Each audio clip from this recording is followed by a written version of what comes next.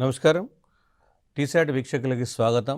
తెలంగాణ రాష్ట్ర public service commission నిర్వహిస్తున్నటువంటి group 1 మెయిన్స్లో ఇండియన్ సొసైటీకి సంబంధించినటువంటి టాపిక్స్ మనము మెయిన్స్ పాయింట్ ఆఫ్ వ్యూలో అనేకం విశ్లేషిస్తూ వస్తున్నాం. ఆ పరంపరలో తెగలకు సంబంధించినటువంటి అంశాలను ఈరోజు చర్చించబోతున్నాం. సో భారతదేశంలో తెగలు ఒక విశిష్టమైనటువంటి జీవన విధానాన్ని కలిగినటువంటి సమూహాలు. సో ఈ తెగలు భారతీయ సమాజంలో ఒక భాగంగా ఉన్నటువంటి సందర్భంలో మరి వారిని ఎలా గుర్తుపడతారు? భారతీయ మైదాన ప్రాంతాల్లో ఉండేటువంటి హిందూ సమాజాలకి మా గిరిజన ప్రాంతాల్లో ఉండేటువంటి ముఖ్యంగా భౌగోళికంగా వివక్షత చెందినటువంటి గిరిజన ప్రాంతాల్లో ఉన్నటువంటి తెగల యొక్క లక్షణాలు ఎట్లా ఉన్నాయనే విషయాన్ని అర్థం చేసుకునే ప్రయత్నం చేయాలి. సో ఒకసారి కనుక మనం పరిశీలిస్తే తెగలు అంటే ఎవరు, గిరిజనులు అంటే ఎవరు అని చెప్పేటప్పుడు చారిత్రక నేపథ్యాన్ని కూడా మనం పరిగణలోకి తీసుకోవాలి. మానవ సమాజాల్లో అతి ప్రాచీనమైనటువంటి సమూహాలు అని చెప్తారు. ప్రిమిటివ్ గ్రూప్స్ ఇవి యాక్చువల్గా. సో వీళ్ళు అత్యంత అందరికంటే ప్రాచీనంగా ఉన్నటువంటి వాళ్ళు అని అర్థం. అందుకే వీరిని ఆదివాసులు, మొదట నివసించినటువంటి వాసులు అంటారు. ఆది అంటే మొదట అని అర్థం. సో మొదట ఈ భూమిపైన నివసించినటువంటి వారు ఆదివాసులను గుర్తుపెట్టుకోవాలి. సో తెగలకు సంబంధించినటువంటి అంశాలపైన అనేక మంది సామాజిక శాస్త్రవేత్తలు అధ్యయనం చేశారు. దాంట్లో లూయిస్ హెన్రీ మోర్గాన్ అనేటువంటి సామాజిక శాస్త్రవేత్త ప్రాచీన సమాజం అనేటువంటి ఒక గ్రంథాన్ని రాశాడు. ఈ గ్రంథంలో ఆదివాసుల గురించి వివరించేటువంటి ప్రయత్నం చేశాడు. సర్ లూయిస్ హెన్రీ మోర్గాన్ అనేటువంటి సామాజిక శాస్త్రవేత్త ప్రాచీన సమాజం అనేటువంటి గ్రంథంలో ఆదివాసుల గురించి వివరించినటువంటి సందర్భం ఉంది. సో ఓవరాల్గా తెగలకు సంబంధించినటువంటి కొన్ని లక్షణాలు కనుక పరిశీలిస్తే తెగలు భౌగోళికంగా వివక్షత చెంది ఉంటారు. మీరు అప్పటికి ఎక్కడికైనా గమనించి భారతదేశంలో మైదాన ప్రాంతాల్లో ఉండేటువంటి ప్రజలకి భౌగోళికంగా వాళ్ళు వివక్షత చెంది ఉంటారు. ఇప్పుడు మనం తండాలు, గ్రామ పంచాయతీలకు సంబంధించి చూస్తే గ్రామాలకు చివరన తండే అది ఇప్పుడు బంజారా తండాలు కావచ్చు, లేదా కోయగూడెం కావచ్చు, చెంచుగూడెములు కావచ్చు, గోండ్లు నిర్వసించే ప్రాంతాలు ఏవైతున్నాయో ఏవి చూసినా కానీ భౌగోళికంగా వివక్షత చెంది ఉంటాయి, సపరేట్ అయి ఉంటాయి, మనకి జాగ్రఫికల్ కలిసి ఉండరు. అట్లాగే ట్రైబల్ ఏరియాస్లో వేరే వాళ్ళు వచ్చి కూడా మనకు నివాసాన్ని ఏర్పాటు చేసుకునేటువంటి సందర్భం కనపడదు. సో జాగ్రఫికల్లో దే ఆర్ ఐసోలేటెడ్ పీపుల్. ఒకే పేరు ఉంటుంది, వారికి ఒక పేరు ఉంటుంది, అట్లాగే ఒకే భాష, ఒకటే లాంగ్వేజ్ ఉంటుంది, దాంతోపాటు విశిష్టమైనటువంటి సంస్కృతి ఉంటుంది. సో తెగలకు సంబంధించి చెప్పేటప్పుడు ఒకే పేరు, ఒకే భాష, విశిష్టమైనటువంటి సంస్కృతిని కలిగి ఉండటం అనేది కూడా మౌలికమైనటువంటి అంశంగా చూసుకోవాలి. అట్లాగే కులం ఎట్లయితే ఒక అంతర్వివాహ సమూహం ఉందో, అంటే ఒక కులంలోని వ్యక్తులు ఎట్లయితే ఒక కులంలోని అదే కులంలోని వ్యక్తులను వివాహం చేసుకోవాలనే ఆంక్షలు, నిబంధన ఉంటుందో తెగలలో కూడా అదే కనబడుతుంది మనకు. తెగ కూడా ఒక అంతర్వివాహ సమూహం, ఎండోగెమిక్. అంటే ఒక తెగలో ఉండేటువంటి వారు ఆ తెగలోని వారిని వివాహం చేసుకునేటువంటి ఆచారం ఉంటుంది. అంతర్వివాహం అంటే ఒక తెగలోని వారు ఆ తెగలోని. సో అట్లాగే బలమైనటువంటి బంధుత్వ వ్యవస్థను కలిగి ఉండటం. అదేవిధంగా ఇక్కడ గమనించాల్సింది ఏంటంటే వివాహంతో పాటు బలమైన బంధుత్వ వ్యవస్థ ఉంటుందని చెప్తున్నప్పుడు మీరు ఏదైనా గూడెం తీసుకోండి, చెంచులు ఒక బంధుత్వ సమూహానికి చెందినటువంటి వాళ్ళు మాత్రమే ఒక 10 ఇండ్లు 20 ఇండ్లు కలిసి ఒక దగ్గర ఎక్కడో అడవి మధ్యలో ఏర్పాటు చేసుకుంటారు. వీళ్ళందరూ కూడా బంధువులే అయి ఉంటారు. అందుకే వాళ్ళంత ధైర్యంగా అంత చిన్న సమూహాలుగా జీవించేటువంటి సాహసం చేస్తారు. అడవుల మధ్యలో, కొండలలో, గుట్టలలో ఒక 10-20 ఇండ్లు మాత్రమే ఉండి వాళ్ళు ఎట్లా జీవనాన్ని కొనసాగిస్తున్నారు అన్నప్పుడు, సో వీళ్ళందరూ కూడా బంధువర్గానికి, ఒకే బంధువర్గానికి, ఒకే తెగకు చెందినటువంటి వారు అనేటువంటి భావన ఉంటుంది. దాంతోపాటు వీళ్ళు మతానికి, ఇంద్రజాలానికి రెండింటికి కూడా ప్రాధాన్యత ఇచ్చేటువంటి సందర్భం ఉంటుంది. మతానికి, ఇంద్రజాలానికి కూడా రెండింటికి కూడా ప్రాధాన్యత ఇవ్వడం. అంటే మంచి శక్తులు ఎట్లయితే ఉంటాయో దుష్ట శక్తులు కూడా ఉండే అవకాశం ఉందని గిరిజనులు భావించే సందర్భం ఉంది. దాంతోపాటుగా వీళ్ళకు ఉండేటువంటి మౌలిక లక్షణం ఏంటంటే గిరిజనేతలను చూసి భయపడడం కూడా ఒక లక్షణం.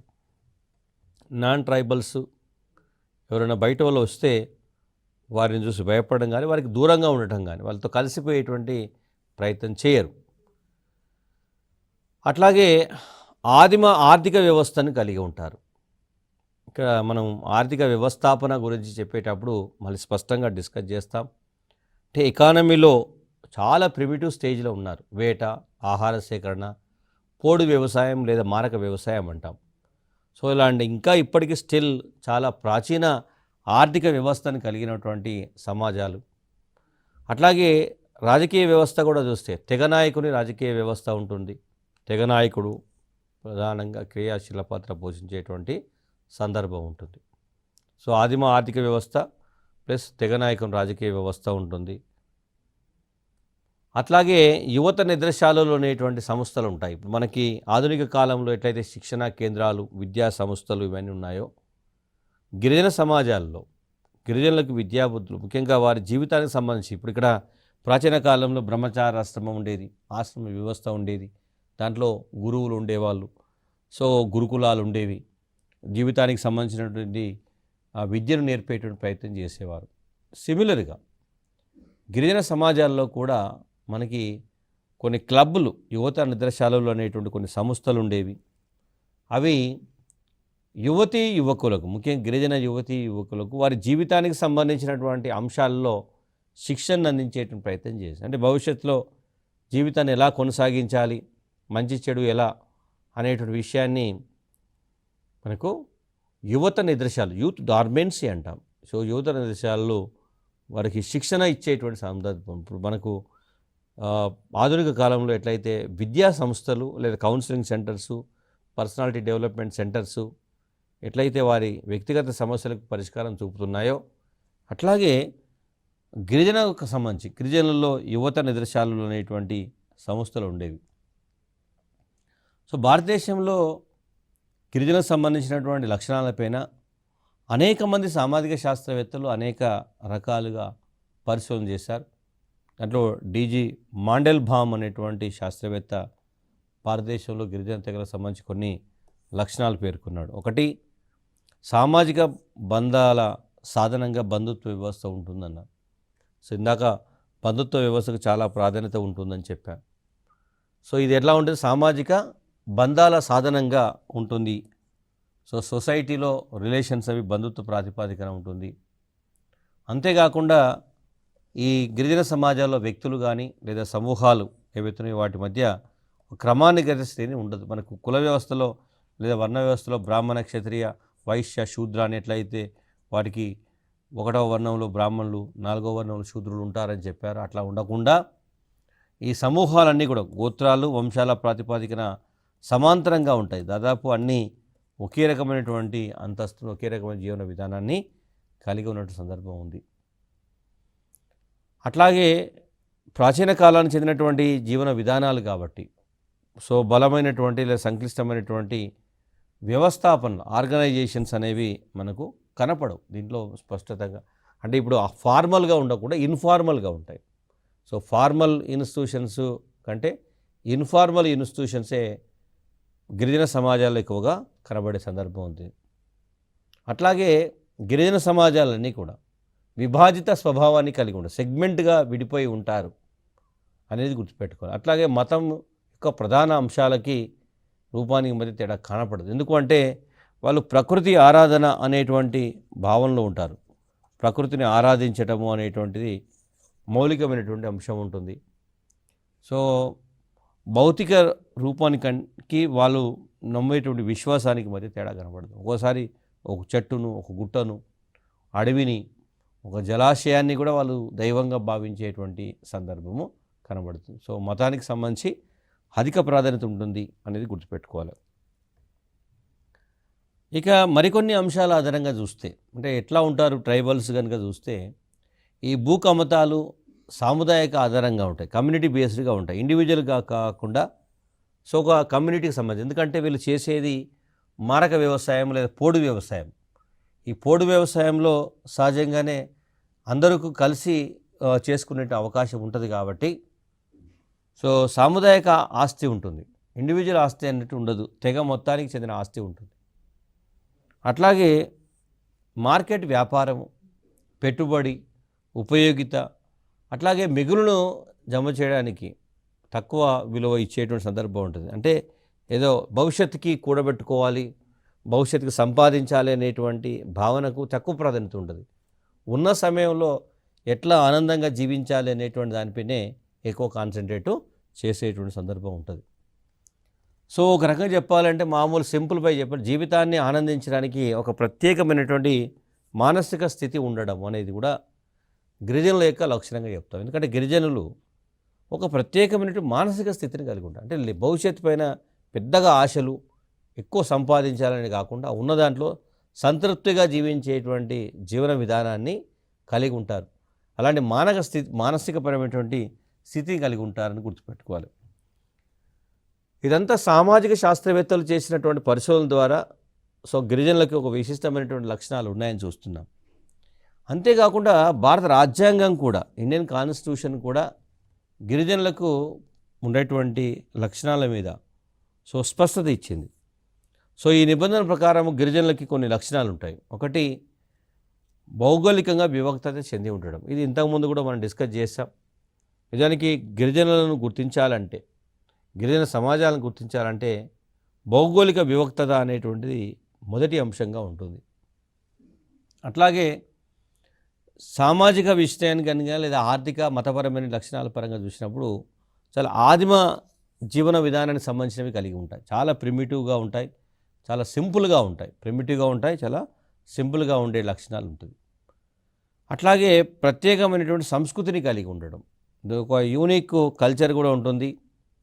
దాంతోపాటు ఆర్థిక వెనుకబాటుతనం అంటాం, ఎకనామిక్ బ్యాక్వర్డ్నెస్ కూడా కనబడుతుంది. సో దాంతోపాటు గిరిజనేతను చూసి భయపడడం. నిజానికి గతంలో కూడా మనం లక్షణాలు చూసాం. బట్ ఇక్కడ మనం దేని ప్రధానంగా చూస్తామంటే 342వ నిబంధన ఏదైతుందో సో దాన్ని గుర్తుపెట్టుకోవాలి. నిజానికి భారత రాజ్యాంగంలో 340 బీసీలకు సంబంధించినటువంటిది, 341 అనేటువంటి నిబంధన ఏదైతుందో అది షెడ్యూల్ కులాలకు సంబంధించింది. 342 ఏదైతుందో అది షెడ్యూల్ తెగలకు సంబంధించింది. అంటే ఇండైరెక్ట్గా సో వర్ణ వ్యవస్థలో మొదట బ్రాహ్మణులు, క్షత్రియులు, వైశ్యులు, శూద్రులు అంటే బీసీలు లేదా వెనుకబడిన తరగతులు అని చెప్తున్నాం.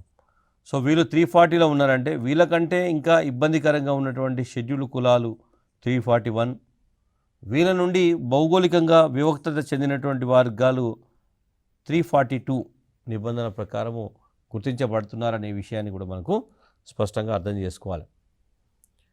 సో దీంట్లో కూడా గిరిజనుల్లో కూడా అత్యంత వెనుకబడ్డటువంటి వర్గాలు ఉన్నారు. సో అత్యంత వెనుకబడ్డటువంటి గిరిజనులను ఆదిమ గిరిజన తెగలు, ప్రిమిటివ్ ట్రైబల్ గ్రూప్స్, పీటీజీస్ అంటాం. ఒకవేళ మనం ట్రైబల్కి ఏదైనా కార్యక్రమాలు చేపట్టాలనుకున్నప్పుడు, ట్రైబల్ గిరిజన సమాజాలని మనం బాగుపరచాలనుకున్నప్పుడు దాంట్లో అత్యంత వెనుకబడ్డటువంటి వర్గాలను గుర్తించే ప్రయత్నం చేయాలి. దానికి సంబంధించి చెప్పేటప్పుడు ఆ వెనుకబడ్డ వర్గాలను ఎట్లా గుర్తిస్తారు, గిరిజనుల్లో వెనుకబడ్డటువంటి వారిని ఎట్లా గుర్తిస్తారు అంటే ఆదిమ గిరిజన తెగలు అనేటువంటి పదంతో గుర్తించే ప్రయత్నం చేస్తారు. సో ఏముంటుంది ఈ ఆదిమ గిరిజన తెగలకు ఉండేటువంటి మౌలిక లక్షణాలు ఏమిటని చూస్తే, ఒకటి, జనాభా అతి తక్కువగా ఉండటం, చాలా తక్కువగా ఉంటుంది. ఒక్కోసారి అంతరించిపోయేటువంటి దశలో కూడా ఉంటుంది. ఇప్పుడు కొన్ని తెగలు, కొండరెడ్లు లాంటి కొన్ని తెగలు చూస్తే చాలా తగ్గిపోయాయని చూస్తున్నాం. అట్లాగే దేశవ్యాప్తంగా అంటే తెలంగాణలో మనకు ప్రధానంగా ఉన్నటువంటి కొన్ని తెగలు అంతరించిపోయేటువంటి దశలో ఉన్నాయి. ఇప్పుడు చెంచులు చాలా తక్కువ సంఖ్యలో ఉన్నారు, కొండరెడ్లు. సో అంటే ఇవన్నీ కూడా మనకి ఏం భవిష్యత్తులో వీళ్ళని కాపాడుకోవాల్సిన అవసరము ఉంది అని స్పష్టంగా అర్థమవుతుంది. దాంతోపాటు ఏకాంత జీవనం ఉంటుంది, చాలా లోన్లీ లైఫ్ ఉంటారు వాళ్ళు, మిగతా ఎవరితో కూడా కలిసే ప్రయత్నం చేయరు. సో ఎందుకు, భౌగోళికంగా వివక్త చెంది ఉన్నప్పుడు, జాగ్రఫికల్గా ఐసోలేట్ అయి ఉన్నప్పుడు సో ఆటోమేటిక్గా వారు మిగతా వారితో కలిసే అవకాశం ఉండదు. కాబట్టి ఏకాంత జీవనం ఉంటుంది, ఏకరూప సముదాయం ఉంటుంది, అందరూ బంధువులు అవుతారు ఆ సమూహంలో ఉండేటువంటి వాళ్ళందరూ. కాబట్టి అందరూ ఒకే రూపంలో కనబడతారు, ఏకరూప సముదాయము. దాంతోపాటు మార్పును అంగీకరించకపోవడం. ఏదైనా మార్పు వస్తుంది అంటే ట్రైబల్స్ ఆ మార్పు కాకుండా సంప్రదాయ పద్ధతుల్లో ఉండాలని కోరుకునేటువంటి మనస్తత్వాన్ని కలిగి ఉంటారు. అంటే ఆ కొత్త మార్పు వల్ల మనకు నష్టం జరుగుతుందనేటువంటి ఒక అపోహలో ఉన్నటువంటి సందర్భం ఉంటుంది. అట్లాగే వేట, ఆహార సేకరణ, మారక వ్యవసాయంపై ఆధారపడి జీవించేటువంటి స్థితిలో ఉంటారు. వేట, ఆహార సేకరణ, మారక వ్యవసాయం లాంటి మౌలికమైనటువంటి జీవన విధానాలు ఏవైతే ఉన్నాయో, ఆర్థిక వ్యవస్థ ఏదైతుందో వాటిపై ఆధారపడి జీవించేటువంటి సందర్భం ఉంటుంది. సో ఈ ప్రిమిటివ్ ట్రైబల్ గ్రూప్స్ ముఖ్యంగా అండమాన్ వాసులు ఎవరైతే ఉన్నారో చాలా తక్కువ సంఖ్యలో ఉన్న సెంటినీల్స్ లాంటి తెగలు చూస్తే చాలా తగ్గిపోతున్నట్టు సందర్భం ఉంది. అట్లాగే నాగర్ కర్నూలులో ఉండేటువంటి చెంచులు, దాంతోపాటు కొండరెడ్లు లాంటి మనకి ఖమ్మం పరిసర ప్రాంతాల్లో ఉన్నటువంటి కొండరెడ్లు కావచ్చు. సో అది గుర్తుపెట్టుకోవాలి.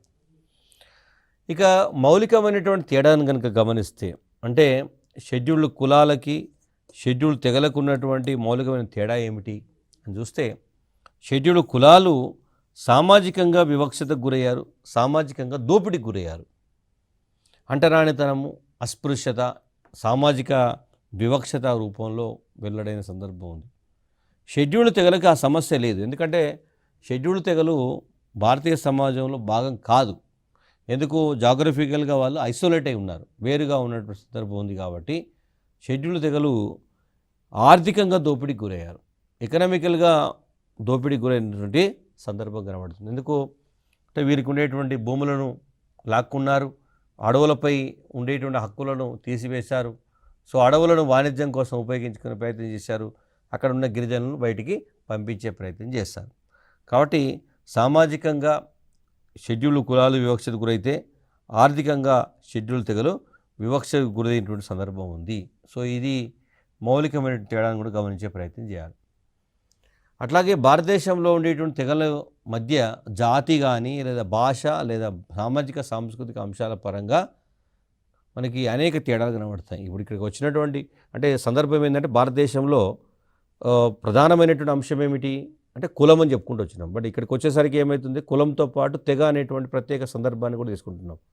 సో ఈ తెగలో మరి అనేక రకాలైనటువంటి విభిన్నమైనటువంటి జీవన విధానాలు కనబడతాయి. ఒక్కొక్క తెగ ఒక్కోసారి ఒక జాతిగా పరిగణించబడుతుంది.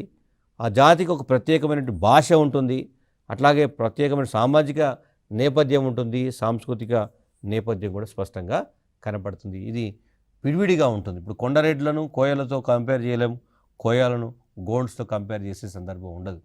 సో ఎవరి భాష వారిదే, ఎవరి సామాజిక సాంస్కృతిక జీవనం వారిదే అనేటువంటిది మనకు స్పష్టంగా అర్థమవుతుంది.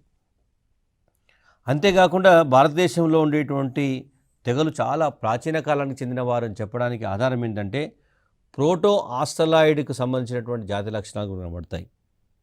సో దీని ద్వారా మనకు ఇంకొక మెసేజీ, భారతీయ సమాజంలో అత్యంత ప్రాచీన కాలానికి చెందినటువంటి తెగలు కూడా ఉన్నారు అనేటువంటిది. సో నిజానికి ప్రపంచంలో ఆఫ్రికా ఖండం తర్వాత, ఆఫ్రికా ఖండం తర్వాత మొత్తం ఆఫ్రికాలో 53 ఆఫ్రికన్ యూనియన్ దేశాలు ఉన్నాయి. సో ఆఫ్రికా ఖండం తర్వాత అత్యధిక గిరిజన జనాభా భారతదేశంలో ఉన్న సందర్భం ఉంది. సో కాబట్టి అంతేకాకుండా ఈ జనాభా అత్యంత ప్రాచీన కాలానికి చెందినటువంటి సందర్భం ఉంది. దాంతోపాటుగా హిమాలయన్ పర్వత ప్రాంతాల్లో ఉండేటువంటి వాళ్ళలో ఎక్కువగా మంగోలాయిడ్ జాతులుగా, మనకి చైనా బార్డర్లో ఉండేటువంటి వాళ్ళందరూ కూడా మంగోలాయిడ్, అరుణాచల్ ప్రదేశ్, ఇప్పుడు ఈశాన్య భారతంలో ఉన్నటువంటి ప్రజలు ఎక్కువగా మంగోలియానికి వచ్చినటువంటి వాళ్ళుగా భావిస్తారు. మంగోలాయిడ్ జాతికి చెందినటువంటి వాళ్ళు ఎక్కువగా కనబడతారు. అట్లాగే ఇతర ప్రాంతాల్లో మనకి మెడిటేరియన్ కావచ్చు, నెగ్రిటో లక్షణాలు, భారతదేశంలో నెగ్రిటో ఉన్నటువంటి సందర్భాన్ని చూస్తే అతి ప్రాచీన కాలానికి చెందినటువంటి మానవ సమాజాలు ఉన్నాయి అనేది అర్థమవుతున్నది. అట్లాగే భారతదేశంలో గిరిజన భాషలు ప్రధానంగా ఈ ఆస్టిక్ భాషా కుటుంబానికి, ద్రవిడియన్ భాషా కుటుంబానికి, టిబెటో చైనీస్ భాషా కుటుంబాలకు చెందినవిగా గుర్తించే ప్రయత్నం చేశారు. సో కాబట్టి అటు భాషాపరంగా చూస్తే, అట్లాగే జాతుల పరంగా చూసినప్పుడు భారతదేశం అత్యంత ప్రాచీన కాలానికి చెందిందని చెప్పడానికి ఆధారము గిరిజనుల యొక్క ఉనికి అనేది మనం గుర్తుపెట్టుకోవాలి. ఇలా ఉన్నటువంటి గిరిజనులు ఎట్లా వ్యవస్థాపన జరిగి ఉన్నారు, ట్రైబల్ ఆర్గనైజేషన్ ఎలా ఉంటుంది అని చూస్తే, గిరిజన సమాజాల్లో ఈ సామాజిక, ఆర్థిక, రాజకీయ, మతపరమైన వ్యవస్థలు ఎట్లయితే అమరి ఉన్నాయో, ఒక పద్ధతి ప్రకారం అమరి ఉంటే ఆ అమరికనే తెగల వ్యవస్థాపన అంటారు. అంటే ఒక్కొక్క తెగకి ఒక ప్రత్యేకమైనటువంటి జీవన విధానం ఉంటుంది. సో వీళ్ళు ఒక మిగతా వారితో కంపేర్ చేసినప్పుడు భిన్నంగా ఉండే సందర్భం పడుతుంది. అట్లా గిరిజన సమాజాల్లో కూడా ఈ రాజకీయ వ్యవస్థ, ఆర్థిక వ్యవస్థ, మత వ్యవస్థ ఒక పద్ధతి ప్రకారము, ఒక సిద్ధాంతపరంగా అమర్చబడి ఉన్నటువంటి సందర్భం ఉంటుంది. అట్లా అమర్చబడటాన్ని ట్రైబల్ ఆర్గనైజేషను, తెగల వ్యవస్థాపన అంటారు. అంటే ఏముంటుంది, సామాజిక వ్యవస్థ, ఆర్థిక వ్యవస్థ, రాజకీయ వ్యవస్థ, మతపరమైన వ్యవస్థలకు సంబంధించి జీవనం ఉంటుంది. ఒకసారి కనుక మనం సామాజిక వ్యవస్థకు సంబంధించి వస్తే, సో దీంట్లో అనేక అంశాలు ఉంటాయి. ఫర్ ఎగ్జాంపుల్ విభిన్న రకాల వివాహ పద్ధతులు కనబడతాయి. బహు వివాహాలు లేదా సంశిష్ట వివాహాలు, కాంపోజిట్ మనకి మ్యారేజెస్ అని చెప్పాం. అంటే చాలా వరకు భారతదేశంలో ఏక వివాహం సంబంధించిన సమాజాలు ఉన్నప్పటికీ విభిన్న రకాల గిరిజన సమాజాల్లో మాత్రం ఇంకా బహు వివాహాలు కనబడుతున్న సందర్భం ఉంది. కాబట్టి విభిన్న వివాహ పద్ధతులు ఉంటాయి. ఎప్పుడైతే వివాహం విభిన్న రకాలుగా ఉంటుందో కుటుంబాలు కూడా విభిన్న రకాలుగా ఉంటాయి. దాంతోపాటుగా విస్తృత స్థాయి బంధుత్వ సంబంధాలు కూడా ఉంటాయి. ఎందుకంటే ఇంతకుముందు కూడా డిస్కస్ చేశాం, బంధుత్వానికి అధిక ప్రాధాన్యత ఉంటుంది. సో గిరిజన సమాజాల్లో బంధుత్వానికి అధిక ప్రాధాన్యత ఉన్నటువంటి సందర్భం ఉంది. ఇక ఎకానమీకి సంబంధించి చూస్తే దీంట్లో ప్రాచీన ఆర్థిక వ్యవస్థకు మూలమే. సో ఈ ఆదిమ ఆర్థిక వ్యవస్థ, రెండవది అటవీ ఆధారిత ఆర్థిక వ్యవస్థ అని ఉంటుంది. ఫారెస్ట్ బేస్డ్, అంటే అడవుల్లో ఉండేటువంటి అటవీ ఉత్పత్తులను సేకరించుకొని మైదాన ప్రాంతాల్లో ఉండేటువంటి ప్రజలకు అమ్ముకొని జీవించేటువంటి జీవన విధానం, చాలా కింది స్థాయి జీవన విధానం అనేది మనకి అటవీ ఆధారిత ఆర్థిక వ్యవస్థ ప్రధానమైనదిగా చెప్తున్నాం. అట్లాగే వేట, ఆహార సేకరణ, పశుపోషణ, మారక వ్యవసాయం లాంటి ప్రధానమైనటువంటి ఆర్థిక ప్రక్రియలు కూడా దీనిలో స్పష్టంగా కనబడతాయి. సో ఓవరాల్గా చూస్తే ఈ ఆర్థిక వ్యవహారాలు, ఎకనామికల్ యాక్టివిటీస్ అన్నీ కూడా వస్తు మార్పిడి పద్ధతులు జరుగుతాయి. సో ఇక్కడ మనకి డబ్బు ప్రమేయం కనపడినటువంటి సందర్భం ఉంది. వస్తు మార్పిడి పద్ధతిలోనే ఈ ఆర్థిక వ్యవహారాలు కొనసాగుతాయి.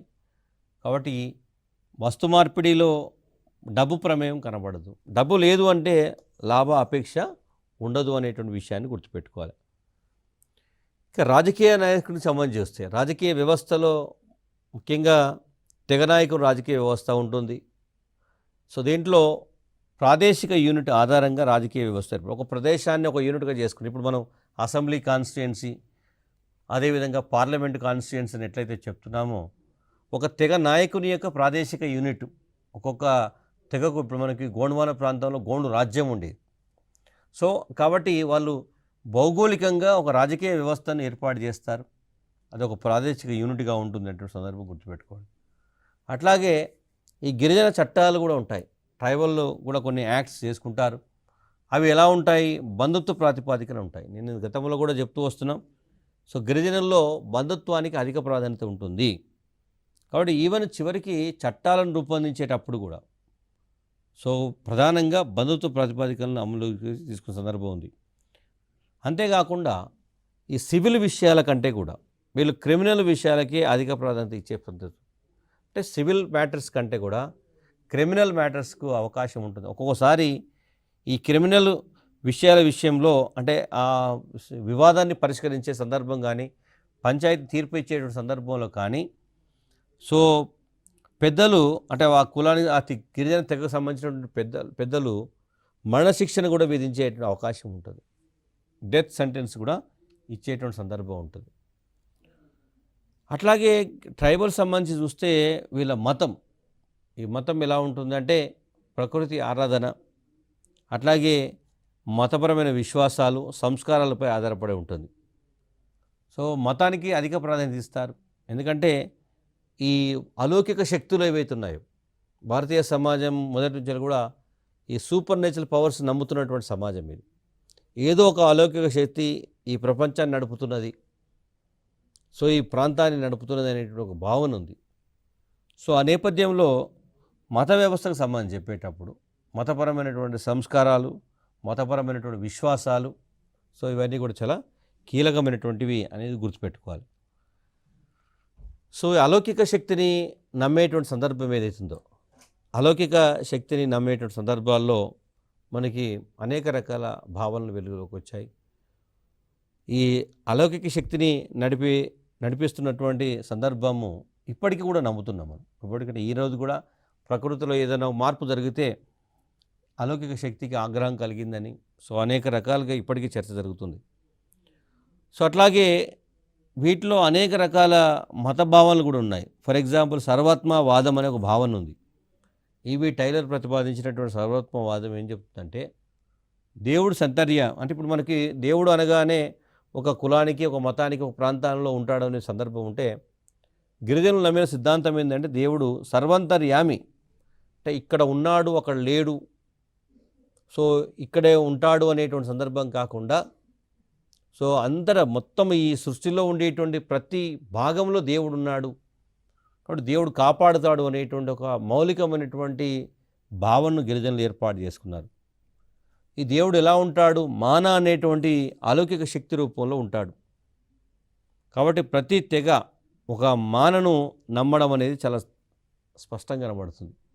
సో వాళ్ళకి ప్రకృతి శక్తి కాబట్టి కొంతమంది చెట్లను దేవునిగా భావించవచ్చు, కొంతమంది దాంట్లో ఉండేటువంటి అటవీ సంపద కానీ, లేదా ఖనిజాలు కానీ, లేకపోతే జలవనరులు కానీ, వీటినైనా కానీ వాళ్ళు అలౌకిక శక్తిగా భావించి దాన్ని కొనసాగించే ప్రయత్నం చేస్తారు. సో ప్రతి తెగకు ఒక ప్రత్యేకమైనటువంటి మతపరమైన విశ్వాసం ఉన్నది కాబట్టి భారతదేశంలో అనేక రకాల మతాలు కొనసాగేటువంటి అవకాశం ఉంది.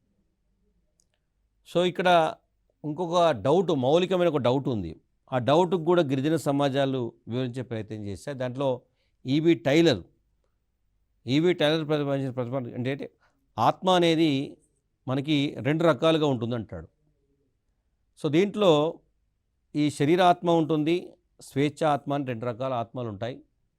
మనిషి స్పృహలో ఉన్నప్పుడు, కాన్షియస్గా ఉన్నప్పుడు శరీరాత్మ ఉంటుంది. సో అట్లా కాకుండా మనిషి నిద్రిస్తున్నప్పుడు ఆ స్వేచ్ఛ ఆత్మ, అంటే స్పృహలో లేనప్పుడు అంటే నిద్రలో ఉన్నప్పుడు సంచరించే ఆత్మ ఉంటుంది. ఈ స్వేచ్ఛ ఆత్మ ఏదైతుందో అది తిరిగి మానవ శరీరంలోకి రాకపోవడమే మరణం అనేటువంటి వివరణ కూడా గిరిజనులు ఇచ్చిన సందర్భం ఉంది.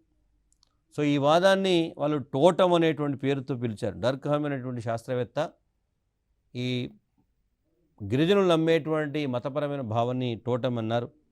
ప్రకృతి విపత్తులు, ప్రళయాలు, అంటువ్యాధులు ప్రబలినప్పుడు లేదా ఇంకేమైనా ప్రమాదాలు తలెత్తినప్పుడు వాళ్ళు ఒక అలౌకిక శక్తి వచ్చి కాపాడాలని భావిస్తారు. ఒకవేళ కనుక ఆ భావన అక్కడ సమస్య పరిష్కారం అయితే ఆ అలౌకిక శక్తిని దైవంగా నమ్మేటువంటి ప్రయత్నం చేస్తారు. సో ఇలా ఒక అలౌకిక శక్తిని నమ్మడం ద్వారా సమస్య పరిష్కారం అవుతుందని భావించిన సందర్భమే టోటం వాదం అనేది గుర్తుపెట్టుకోవాలి.